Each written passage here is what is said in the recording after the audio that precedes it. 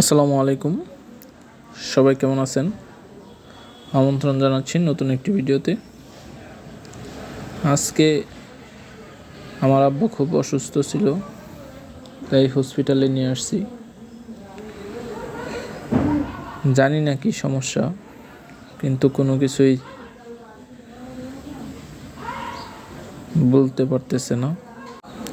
জানি না আল্লাহ পাক কোন অবস্থায় রাখছে, তবে সব কিছুর জন্য আলহামদুলিল্লাহ। তো এখন আমার আব্বু অনেকটাই সুস্থ, সবাই দোয়া করবেন। ডাক্তার দেখানো হয়েছে, দেখার পরে বলছে যে আপাতত কোনো সমস্যা নাই, আপনারা বাসায় নিয়ে যেতে পারবেন।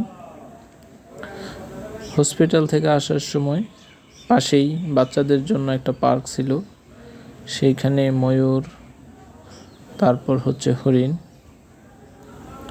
এগুলা দেখতে পাচ্ছি। আর সাথে ছিল আমার ছোট ভাগ্নে, তাই তাকে দেখাচ্ছিলাম।